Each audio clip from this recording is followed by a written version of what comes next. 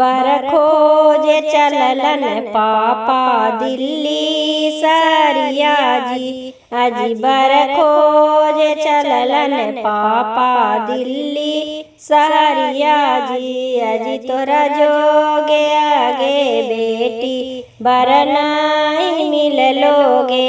आगे तोरा जोगे आगे बेटी बरनाई मिल लोगे।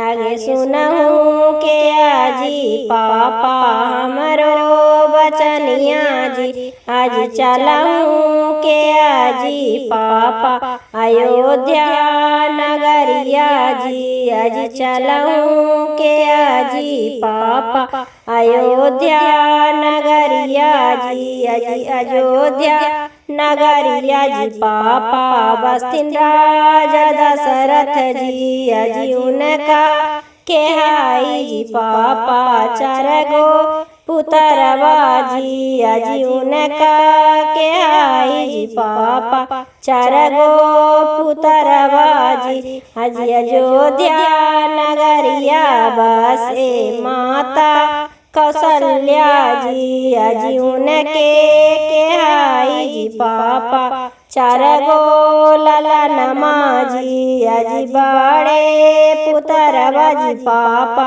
हन श्री राम जी। अजी उनके पराजी पापा तिलक चढ़ैया जी। अजी उनके पराजी पापा तिलक चढ़ैया जी। आज चनना लगैया जी पापा भर लीलार जी। अजी उनके से लिखल जी पापा हमरो बियाह जी। अजी उनके से होते जी पापा हमारो बियाह जी। इस वीडियो को देखने के लिए बहुत बहुत धन्यवाद। अगर आपको मेरे गीत संगीत के वीडियो पसंद आते हैं तो चैनल को सब्सक्राइब, वीडियो को लाइक और शेयर जरूर करें।